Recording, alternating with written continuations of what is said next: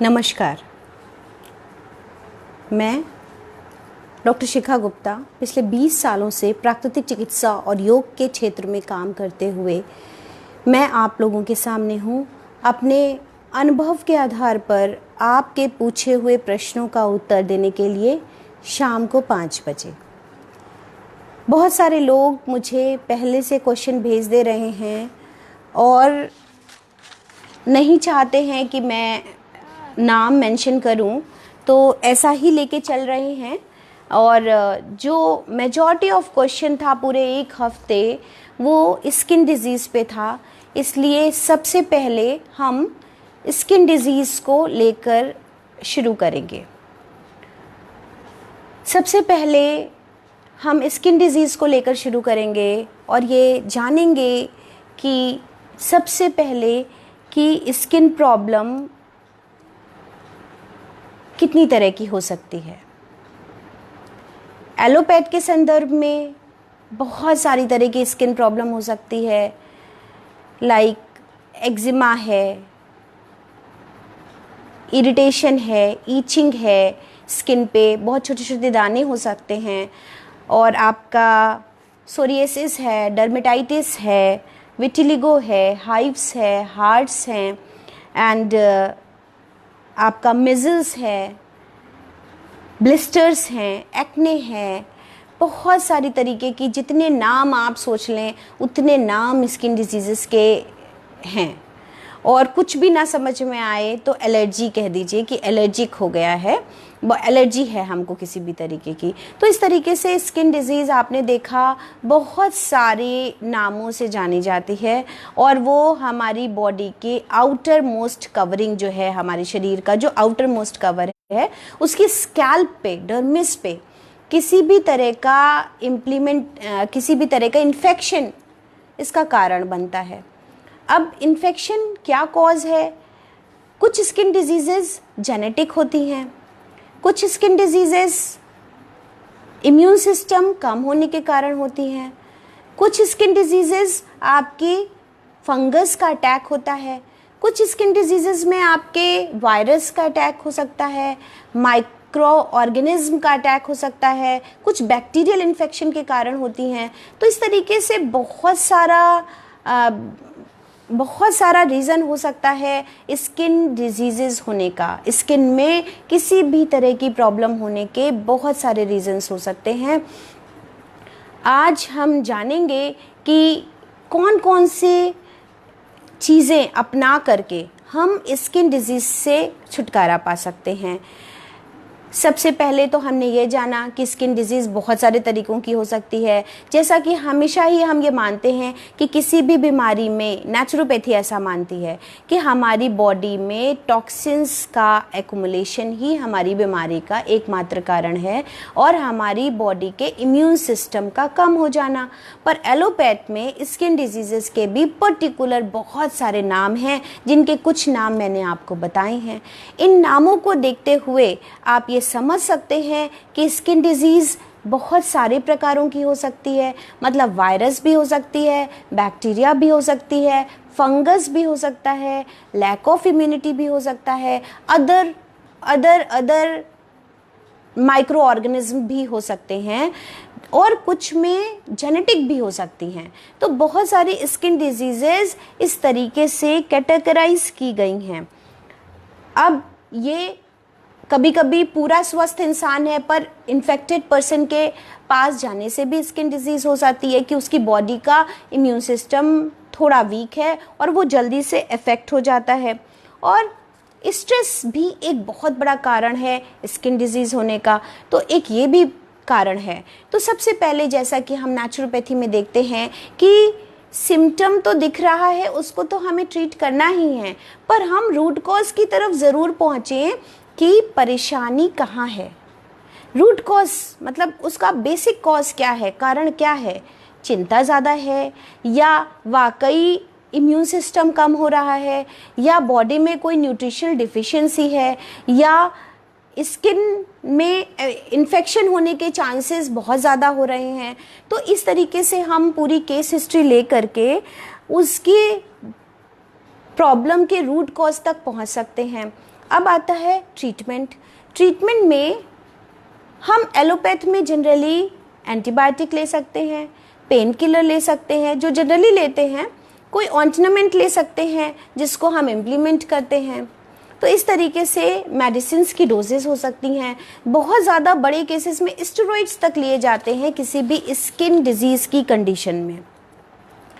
अब बात करते हैं कि कुछ स्किन डिजीज़ेस क्योरेबल हैं और कुछ स्किन डिजीज़ेस का मैनेजमेंट किया जाता है। यह बात हमेशा समझ लेनी चाहिए कि हर बीमारी का क्योर संभव नहीं है। कभी कभी आपको उसको अच्छे से मैनेजमेंट मीन्स प्रबंधन करते हुए चलना चाहिए। प्रबंधन इन द सेंस कि हमें मालूम है कि हमारे शरीर में इस तरीके की कमी है और हमें इस बात के लिए जागरूक होना चाहिए। तो हम आपको जागरूक कर रहे हैं और इस तरीके से जब आप अपनी प्रॉब्लम के लिए अलर्ट हो गए हैं तो आप उसको बखूबी मैनेज करते हुए होल लाइफ उस अपनी प्रॉब्लम के साथ कंफर्टेबल तरीके से लाइफ बिता सकते हैं। इसे कहते हैं मैनेजमेंट करना, प्रबंधन करना, कि वो जब तक मैं उसे अच्छे से मैनेज करके रखूँगा मैं अपनी स्किन को बहुत अच्छा रख पाऊँगा। ऐसे तो कुछ प्रॉब्लम्स को हम मैनेजमेंट के तरीके से चल सकते हैं। पहली बात आती है प्रिवेंशन।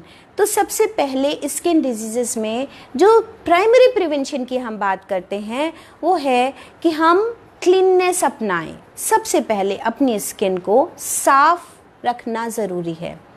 दूसरी क्या चीज़ है, हाइड्रेट रखना ज़रूरी है। मीन्स पानी का अमाउंट किसी भी कीमत पे कम नहीं होना चाहिए। ये हमारे internal organs as well as skin के लिए बहुत इम्पॉर्टेंट है।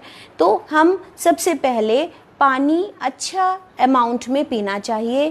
3 लीटर पानी एटलीस्ट पीना चाहिए। उससे भी ज़्यादा ज़रूरी है कि आपका 2.5 से 3 लीटर यूरिनेशन होना चाहिए, खुल के यूरिनेशन होना चाहिए, वाइट क्लिस्टर क्लियर यूरिनेशन होना चाहिए, फ्लो के साथ होना चाहिए। तो आप समझेंगे कि आपकी बॉडी में जो पानी की मात्रा जो निर्धारित है या जो आपकी शरीर को चाहिए वो आपको बखूबी मिल रही है।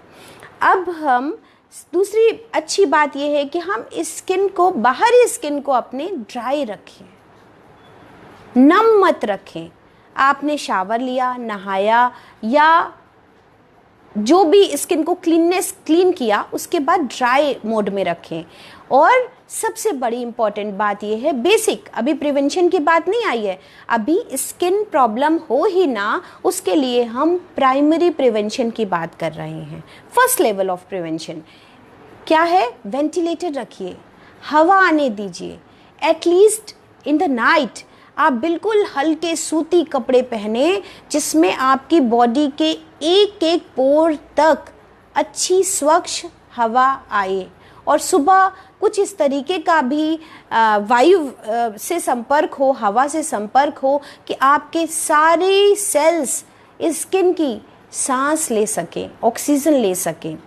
तो इसलिए इस बात का ख्याल कि आपकी स्किन के पोर्स ब्रेथ ले सकें, तब वो अच्छे से स्वस्थ रहेंगे।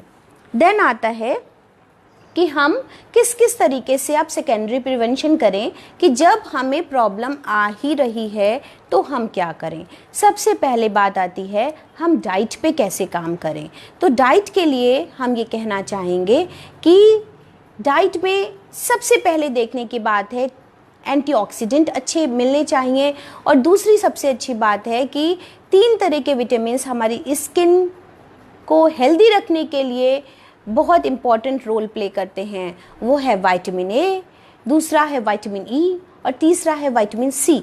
तो सबसे पहले हम विटामिन ए की अगर बात करें तो आप अच्छी तरह जानते हैं कि विटामिन ए का रोल न सिर्फ हमारी स्किन के लिए है जबकि हमारी आइज़ के लिए भी है। तो विटामिन ए में आप सभी जानते हैं कि कैरेट अच्छा है, स्पिनच अच्छी है जो इस समय बहुत अच्छे से आ रही है, स्वीट पोटैटो है, मैंगो है, भरमार है, अब आने वाला है, खूब जम के खाइए मैंगो, और वाटरमेलन है जो अभी लगातार आ रहा है, पपाया है, मिल्क है। तो इस तरीके से विटामिन ए का कंटेंट आप इन सब चीज़ों को सही समय पर सही तरीके से लेते हुए अपनी बॉडी में पूरा करके स्किन डिजीज़ होने से बचा सकते हैं। फिर हम दूसरे विटामिन की बात करते हैं, विटामिन ई, जो हम नेचुरोपैथ हमेशा ही कहते हैं कि अंकुरित अनाज सबसे अच्छा है। तो सबसे ज़्यादा विटामिन ई कंटेंट अगर किसी चीज़ में होता है तो वो आपका स्प्राउट्स हैं, मूंग, चना, बीन्स, जितनी भी तरीके के अंकुरित अनाज हैं उनमें विटामिन ई कंटेंट बहुत अच्छा होता है। प्लस आपके जितने भी तरीके के सीड्स हैं, बीजे हैं, जैसे सनफ्लावर सीड्स हैं, पम्पकिन सीड्स हैं, और आपके कैशू नट्स, जितने भी तरीके के नट्स हैं, आपके आलमंड्स हैं, कैशू नट्स है, और इनको आप अच्छे से सेवन कर सकते हैं। और आपका कीवी है, पिस्ता है, ये भी बहुत अच्छा विटामिन ई कंटेंट होता है इसमें।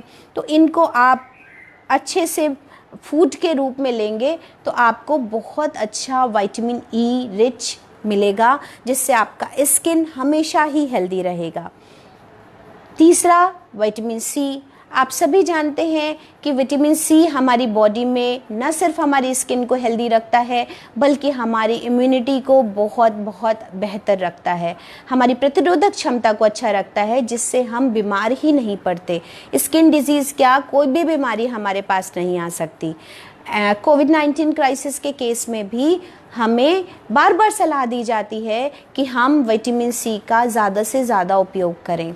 विटामिन सी हमारी बॉडी में आरडीए के अकॉर्डिंग 65 मिलीग्राम से 100 मिलीग्राम पर डे होना चाहिए, और इसका जो वेरिएशन है वो 1000 mg तक जा सकता है। अब सबसे बेसिक और सबसे चीपेस्ट सोर्स जो है वो लेमन है। एक लेमन पूरा अगर एज ए होल देखें, मतलब छिलके सहित अगर उस लेमन को यूज़ किया जाए तो उसमें 95% मिलीग्राम तक विटामिन सी मिल जाता है, जो हमारे पूरे एक दिन के विटामिन सी के बराबर है। पर अगर हम उसको सिर्फ जूस लेते हैं तो 2 नींबू, 2 लेमन्स पर डे हमारे विटामिन सी के रिक्वायरमेंट को पूरा करते हैं। आप अगर बीमारी की कंडीशन में जाते हैं तो हम इनका सेवन और बढ़ा सकते हैं। न सिर्फ नींबू, मौसमी है, चकोतरा है, नारंगी है, इस तरीके से आपका बेसिक टमाटो की चटनी, या उसको स्टीम्ड करके या उसको बॉइल्ड करके टमाटर का बहुत ज़्यादा उपयोग करने से भी विटामिन सी का कंटेंट पूरा होता है। जितनी भी ग्रीन लीफी वेजिटेबल्स हैं, पपाया है, वाटरमेलन है, मैंगो है, जो सीजनल है, उन सारी चीज़ों में विटामिन सी कंटेंट है और इनका हमें बहुतायत से उपयोग करना चाहिए। एटलीस्ट जैसा कि हमेशा नेचुरोपैथी कहती है कि फ्रूट्स को 2 बार, एक बार सुबह 10 बजे, 11 बजे, एक बार शाम को 4-5 बजे स्नैक मील में फ्रूट्स को ही शामिल किया जाए। फिर चाहे वो मैंगो ही क्यों ना हो, अगर आप स्नैक टाइम में अपनी टी की हैबिट से बाहर आके फ्रूट्स को स्नैक्स के रूप में एक हैबिट बनाते हैं तो वो आपके सारे विटामिन्स को पूरा करती है। फिर आता है एंटीऑक्सीडेंट को कैसे लें।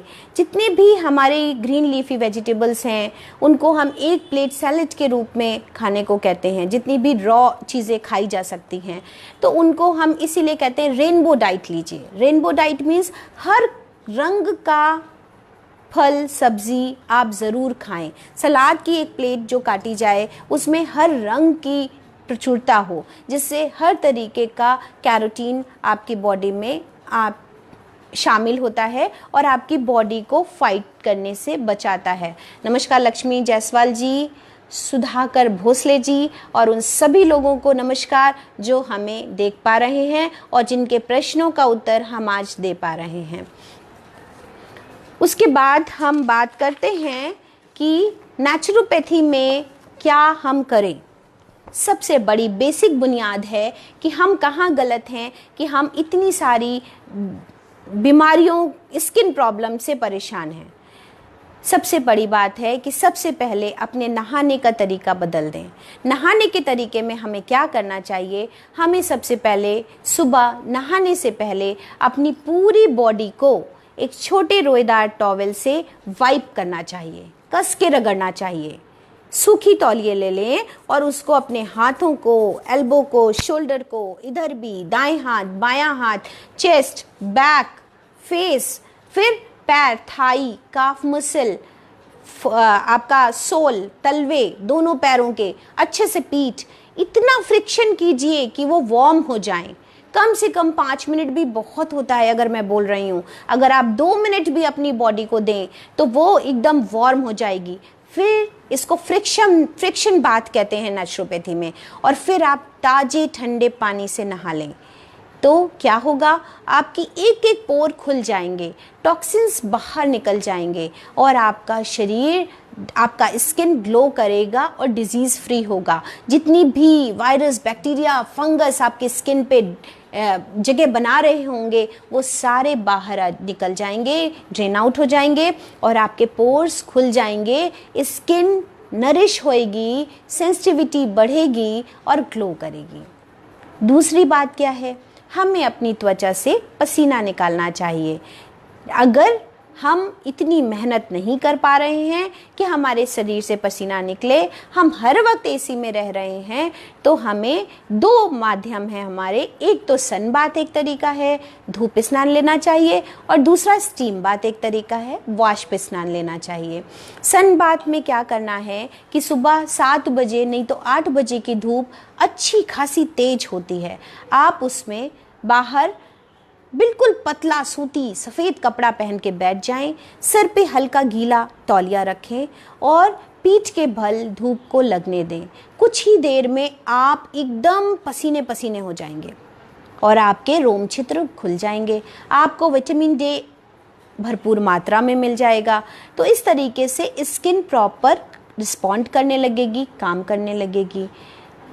फिर भी नहीं हो पा रहा है तो आप प्राकृतिक चिकित्सा सेंटर में चले जाएं, भाप वाष्प स्नान ले लें। कैबिनेट एक होता है स्टीम बाथ का, गर्दन ऊपर होती है, उसमें भी हम सिर को ठंडा रखते हैं, सिर पे ठंडा पानी डालते हैं, आपको पानी पिला के बिठाया जाता है और समय अनुसार, जैसे बहुत गर्मियां हैं तो 10 मिनट और जाड़ों में हम 20 मिनट तक वाष्प स्नान देते हैं, जिसमें आपकी पोर्स खुल जाते हैं, पसीना बाहर निकलता है और जितनी भी डेड स्किन है वो भी बाहर निकलती है, टॉक्सिन्स बाहर निकलते हैं और ब्लड सर्कुलेशन तेज हो जाता है। तो इस तरीके से स्किन डिजीज़ पे चर्चा हो रही है। जो भी लोग जुड़ रहे हैं और स्किन से रिलेटेड कोई भी सवाल पूछना चाहते हैं वो पूछ सकते हैं। अभी मैं अपनी बात पूरी कर रही हूँ, फिर आपके क्वेश्चंस मैं देख रही हूँ, इनका जवाब भी मैं ज़रूर दूंगी। तो प्राकृतिक चिकित्सा ये कहती है कि आप अपने शरीर से पसीना निकालें, आप अपनी बॉडी को रब करके गर्म करें, ब्लड सर्कुलेशन फास्ट करें। 3 मेथड मैंने आपको बताए, मॉर्निंग फ्रिक्शन बाथ, फिर सन बाथ, तीसरा स्टीम बाथ। अगर आप स्वेटिंग नहीं करते तो, पसीना नहीं निकलता है तो बहुत ज़रूरी है। एक और पॉइंट है जिसमें हम आपका बहुत ज़्यादा ध्यान देना चाहेंगे, किसी भी स्किन डिजीज़ की कंडीशन में किसी भी चीज़ का इम्प्लीमेंटेशन हमेशा हार्मफुल होता है जब तक कि आप स्किन के पोर्स को ओपन ना करें, क्योंकि आपके स्किन के ऊपर टॉक्सिन्स हैं। जैसा मैंने बताया, वायरस है, बैक्टीरिया है, माइक्रो ऑर्गेनिज्म है, बहुत सारी तरीके की, किसी भी तरीके की सूक्ष्म चीज़ें हो सकती हैं जो चिपकी हुई हैं स्किन में। अब वो कैसे निकलेंगी? अगर आप उसके ऊपर एक और लेयर लगा देंगे, फिर एक और लेयर लगा देंगे, फिर एक और लेयर लगा देंगे, तो आप उसको और सप्रेस कर रहे हैं।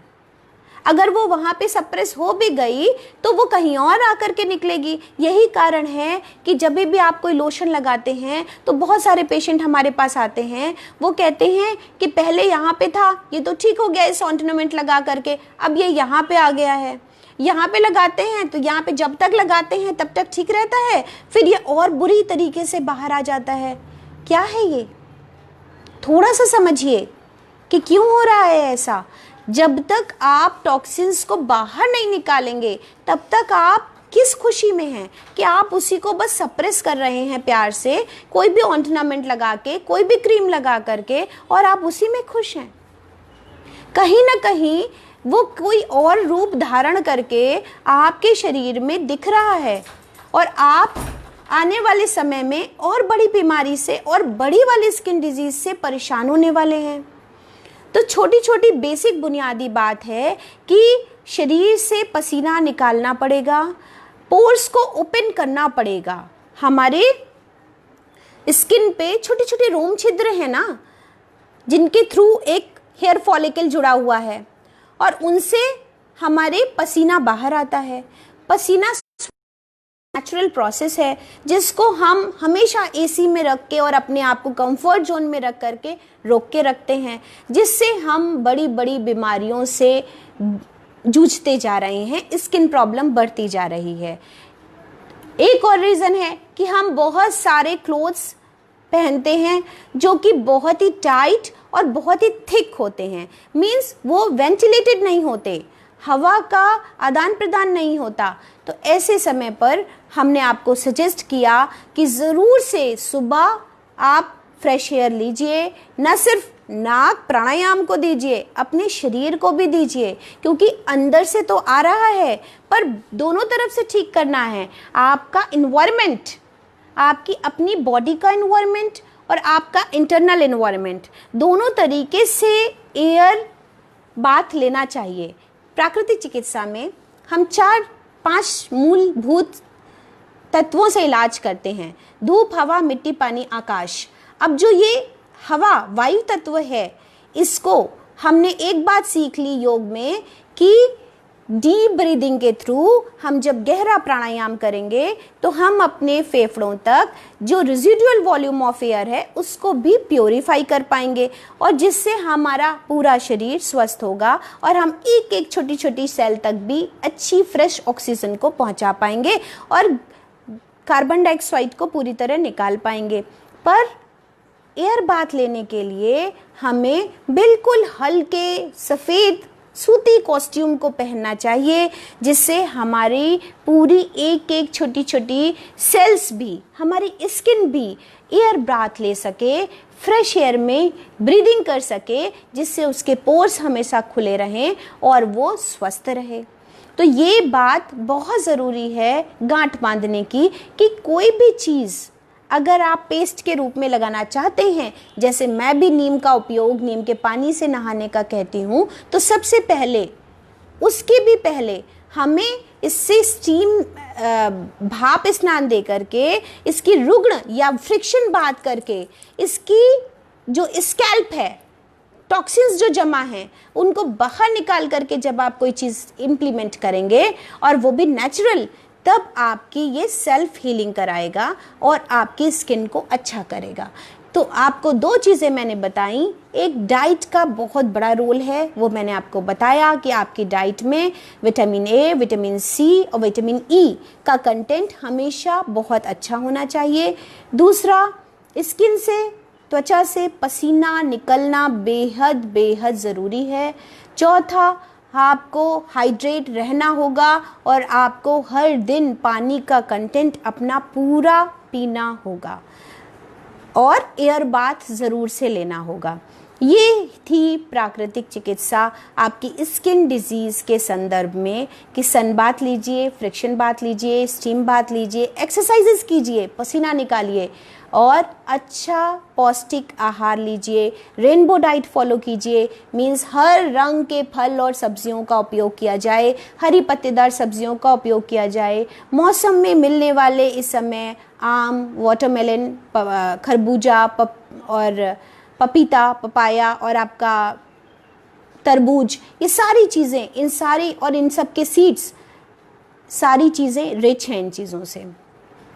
अब बात आती है कि हम अपनी स्किन को साफ़ कैसे करें। तो सबसे बड़ी बात है कि जब पसीना निकलता है ना और आप ठंडे पानी से नहाते हैं या फ्रिक्शन बाथ लेते हैं और आप ठंडे पानी से नहाते हैं, तो अपने आप ही शरीर कांतिमान होता है। किसी साबुन की ज़रूरत नहीं है हमारे शरीर को। साबुन तो इटसेल्फ फिर वही है कि हम स्किन को सप्रेस कर रहे हैं, टॉक्सिन्स को निकलने से रोक रहे हैं। एक पीछे क्वेश्चन है हरीश जैन जी का, कैन वी यूज सोप और नॉट। तो मैं रिकमेंड नहीं करती और नेचुरोपैथी भी रिकमेंड नहीं करती, और जब भी परेशानी आती है तो मैक्सिमम डॉक्टर्स भी रिकमेंड नहीं करते, या फिर वो ग्रीसलिन वाला पियर सोप ही रिकमेंड करते हैं। तो जहाँ तक मैं कहती हूँ तो आप बेसन है उसको आप रब कर सकते हैं, भुने हुए चने को आप पीस के रख लें, उसको आप इम्प्लीमेंट कर सकते हैं, रगड़ के नहा सकते हैं। और आप फ्रिक्शन बाथ सबसे अच्छा है जिसको लगा करके रगड़ के नहा सकते हैं। और अगर बहुत ड्राई स्किन है तो ग्लिसरीन जो प्लेन बॉटल में आती है उसको आप नहाने के बाद थोड़ा सा डालें हाथों पर और पूरी बॉडी को इम्प्लीमेंट कर लें, पूरी बॉडी पे इम्प्लीमेंट कर लें। और उसके बाद 1 मग 3-4 मिनट बाद 1 मग पानी डाल लें तो आपका स्किन हमेशा नेचुरल स्मूदिंग एकदम चिकना बना रहेगा पूरे दिन। और एक बात जो ध्यान में आ रही है कि वो है कि आप सॉल्ट का यूज़ कर सकते हैं, लाइक स्क्रबिंग, सूजी का इस्तेमाल कर सकते हैं, रवा या सॉल्ट। सबसे अच्छा सॉल्ट है, नमक आप ले लें और उसको हल्का हल्का बॉडी को रब करें। आप देखेंगे आपकी बॉडी से सारे टॉक्सिन्स निकल जाएंगे।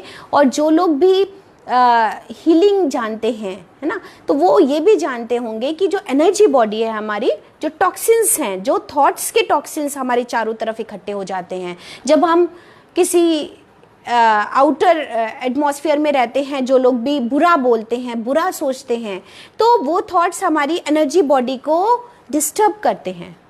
वो एनर्जी बॉडी हमें दिखाई नहीं देती, पर कहीं ना कहीं उस लेवल पे हमारी बॉडी में इन्फेक्शन रहता है।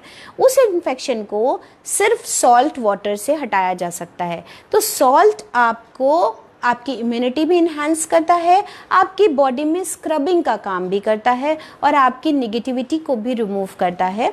तो सॉल्ट को आप यूज़ कर सकते हैं अपनी बॉडी के लिए।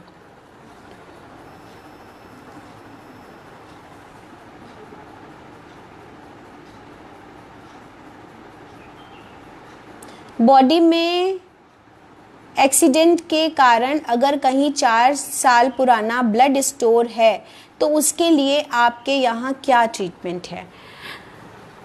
कहीं पे भी ब्लड स्टोर है, कोगुलेशन है, तो पहले तो कंडीशन मुझे पता होनी चाहिए कि कहाँ पर है, शरीर के किस हिस्से में है, क्या वो हिस्सा हाथ पैर या इस तरह की चीज़ है या कोई वाइटल ऑर्गन से रिलेटेड है। तो इस तरीके से उस पर हीट या कोल्ड हीट दे करके हम वहाँ से उसको मोबिलाइज करा सकते हैं।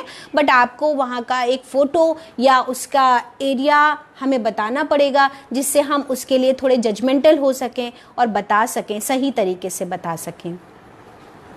और कोई स्किन डिजीज़ के बारे में पूछना चाहेगा?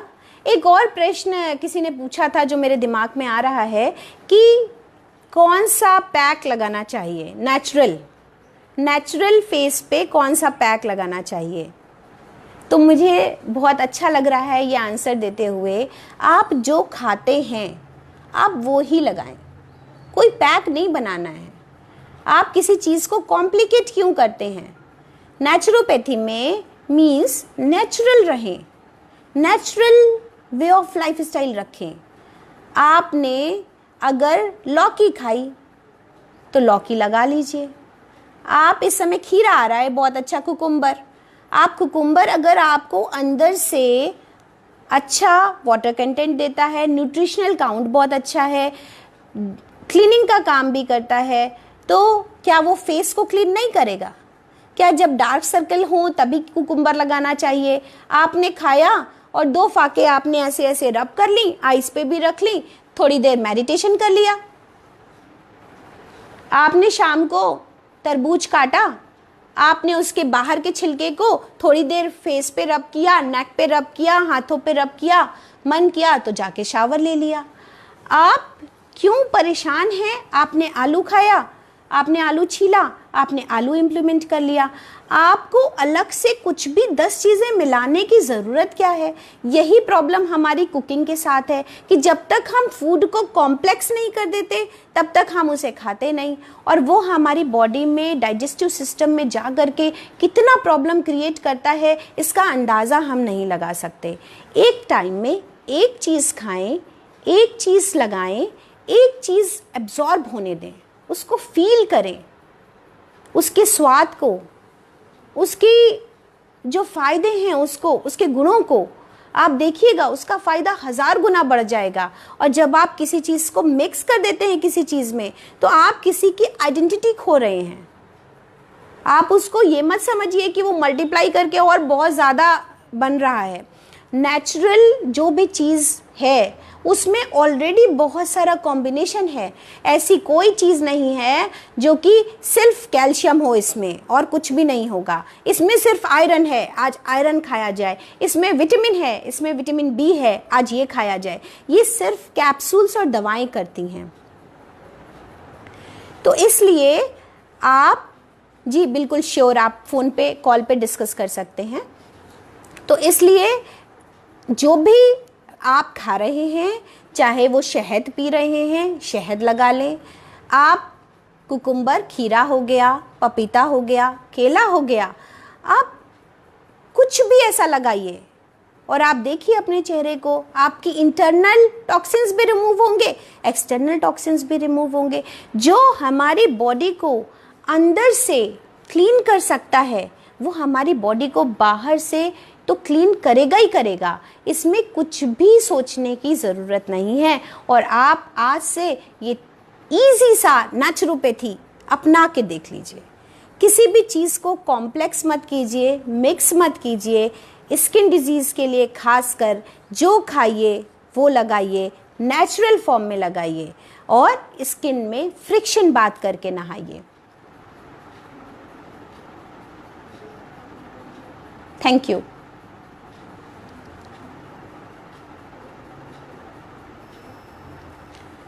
हाँ, इट्स गुड। जितनी भी नेचुरल चीज़ें हैं, बनाना बहुत अच्छा है। आप बहुत ज़्यादा आयुर्वेदा में जाओगे तो वो बनाने का पूरा लेप बन रहा है, फिर वो स्वेदन, स्नेहन और वो सब कुछ इम्प्लीमेंट करते हैं। आप अपने आप ही जो फ्रूट आ रहा हो, जो बढ़िया सा फ्रूट आप खा रहे हो जिस समय, आप उसी को इम्प्लीमेंट करें, आप पूरी बॉडी पे इम्प्लीमेंट करें। किसने रोका है? कुकुम्बर है, एक कुकुम्बर आपने पूरी बॉडी पे इम्प्लीमेंट किया, आप देखिए कितना प्यारा आपका बॉडी, एकदम ऐसे लगेगा एक एक पोर आपका ऑक्सीजन ले रहा है। तो जो भी खाइए वो लगाइए। कुछ देर अपनी बॉडी को मसाज ज़रूर करनी चाहिए। और ऑयल में सबसे अच्छा जो ऑयल है, जो कुछ क्वेश्चंस आ रहे हैं, वो सबसे अच्छा ऑयल है आपका कोकोनट ऑयल, नहीं तो फिर मस्टर्ड ऑयल। तो सबसे ज़्यादा तिल का तेल भी अच्छा है। हम अपने नेचुरोपैथी सेंटर में काफ़ी चीज़ों के लिए तिल के तेल का इस्तेमाल करते हैं।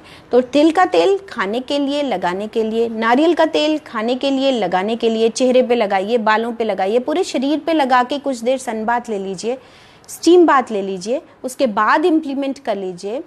और दूसरी अच्छी चीज़ है सोप के फॉर्म में जो लोग पूछ रहे हैं, वो है मुल्तानी मिट्टी। मुल्तानी मिट्टी अच्छी है, बट हम लोग जो मड बाथ देते हैं वो टॉक्सिन्स निकालने के लिए, स्किन डिजीज़ के लिए और भी बेहतरीन साबित होता है। और बहुत सारी स्किन डिजीज़ में हम मड बाथ देते आए हैं और उसके रिजल्ट्स भी बहुत अमेजिंग मिलते हैं। हम पूरे शरीर को 2 तरीके से मड बाथ दिया जाता है कि एक हम गहरा गड्ढा खोद करके उसी में लिटा दें पेशेंट को और गर्दन थोड़ी सी बाहर रहे और उसमें मर्ज करें। पर वो हाइजीन पॉइंट ऑफ व्यू से मेंटेन कर पाना मुश्किल होता है कि जब दूसरा पेशेंट आया तो हमें फिर से वो सारी मिट्टी हटा करके दूसरी डालनी पड़ती है। तो ऐसे में मैं पर्सनली सजेस्ट करती हूँ और अपने क्लिनिक में ग्रैंड मड पैक लेप करके देते हैं। तो इसमें हम नॉर्मल मिट्टी यूज़ करते हैं जो 6-7 फीट गहरी निकली हुई है, छनी हुई है, रात भर में भीगी हुई है, वो बढ़िया पोरस मिट्टी होती है। उसमें आप थोड़ा सा नीम के पत्ते, एलोवेरा डाल सकते हैं जिससे उसको और उसका जो मतलब कूलनेस, ठंडक मिले आपके शरीर को। वो तो मिट्टी की अपनी तासीर है। और पूरे शरीर पे इम्प्लीमेंट करके कुछ देर धूप में बैठ जाएं। ये इस समय बेस्ट मौसम है जिसमें आप ले सकते हैं। और 20-25 मिनट बाद जब वो बिल्कुल सूख जाए, तब आप जब ठंडे जल से स्नान करते हैं, शावर लेते हैं, और उसके लिए आप एक छोटा स्पंज या हैंड टॉवल यूज़ कर सकते हैं। और जब उसको रगड़ रगड़ पे नहाते हैं तो आपका एक एक सेल नहाता है, एक एक सेल ब्रीथ करता है, एक एक सेल शावर लेता है, बाथ लेता है। तो मैं हमेशा कहती हूँ कि आप ऐसा ना नहाएं कि पूरे शरीर पे बस पानी ऐसे गिर रहा है। हमेशा कुछ ऐसा नहाएं, ऐसा नहाएं हर दिन कि आपकी एक एक कोशिका तक आपकी पानी की ठंडक पहुँचे। वाटर थेरेपी, पानी का सही इस्तेमाल करें, थेरेप्यूटिक इस्तेमाल करें। आने वाले टाइम में जो पानी की क्राइसिस होने वाली है उससे आप सब बच सकते हैं, और थेरेप्यूटिकली इम्प्लीमेंटेशन से आप अपने शरीर का, अपने मन का, अपनी स्किन का बहुत अच्छा कर सकते हैं।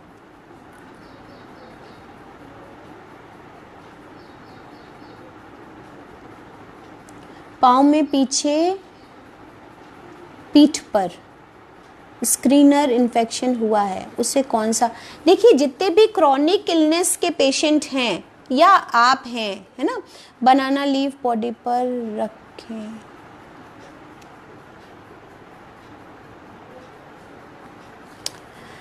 देखिए सुधाकर जी, जितने भी क्रॉनिक केसेस हैं इसमें आपको हमें उस जगह का फ़ोटो भेजना होगा, अपनी बात पूरी बतानी होगी कि ये कब से है, क्या है, मैं तभी सही उपयुक्त सलाह आपको दे पाऊँगी। ये जनरल सिनेरियो एक्ने और मिज़ल्स और ये सब के लिए एक जनरल अवेयरनेस प्रोग्राम है जिसमें बहुत सारे लोग जागरूक होते हैं और फ़ायदा उठाते हैं। इसलिए प्रश्न पूछना बहुत अच्छा है, पर प्रश्न अगर व्यक्तिगत है, बहुत ज़्यादा ऐसा है कि मैं उसको बिना देखे समझे उस पर सही राय नहीं दे सकती, तो उसके लिए आपको मुझे पर्सनल अप्रोच करना पड़ेगा। देखिए, बनाना लीफ जो है बॉडी पर रखने से क्या फ़ायदा है? अभी तो मैंने आपको बताया कि बनाना खाते हैं ना, तो बनाने को लगा सकते हैं, चेहरे पर इम्प्लीमेंट कर सकते हैं, क्लीनिंग के लिए, टॉक्सिन्स हटाने के लिए, सूदिंग के लिए, न्यूट्रिशनल बेनिफिट्स के लिए। अभी बनाना लीव्स के लिए बहुत सारा नेचुरोपैथी में वर्णन है कि बॉडी को धूप में सनबाथ दिलाने के लिए हम केले के पत्तों से बॉडी को रैप कर देते हैं या उस पर लिटा करके केले के पत्ते को इम्प्लीमेंट कर सकते हैं, क्योंकि वो सबसे ज़्यादा हर्बल बेनिफिट्स देता है। तो इसलिए आप अगर बॉडी को ऐसे नेकेड छोड़ देंगे तो वो सनबर्न हो सकता है और बहुत ज़्यादा हार्मफुल हो सकता है। इसलिए जो सबसे ज़्यादा सजेस्टेड लीव्स हैं वो बनाना लीव्स हैं। तो बनाना के पत्तों के अलावा आप बहुत इस्तेमाल कर सकते हैं, दो राय नहीं है। पे आप और बड़ी बड़ी पीपल के पत्तों का इस्तेमाल कर सकते हैं, बरगद के पत्तों का इस्तेमाल कर सकते हैं, और भी जो बड़ी लीव्स हैं। तो क्योंकि बनाना की लीव्स काफ़ी बड़ी होती हैं और हमारी बॉडी को हील भी करती हैं, तो इस तरीके से उसका इम्प्लीमेंटेशन हम कर सकते हैं। एक दो क्वेश्चंस डायबिटीज़ को लेकर के अगेन थे, जो कि मैं नेक्स्ट सेशन जो संडे को है, नेक्स्ट कमिंग संडे 5 बजे उस पे लूँगी, क्योंकि मैं ऑलरेडी 2-3 सेशंस में लगातार डायबिटीज़ के लिए डिस्कस कर रही थी। तो आप पीछे हमारे HIW होलिस्टिक क्लिनिक के पेज पर जाकर उनको एक बार सुन लीजिए, इस चर्चा की गई है। फिर भी अगर लोग इस तरह से बढ़ रहे हैं और जागरूकता चाहते हैं तो नेक्स्ट सेशन हम अगेन डायबिटीज़ पे रखेंगे, और उसके लिए आप हमें पहले से क्वेश्चंस भेज सकते हैं और उस समय भी भेज सकते हैं।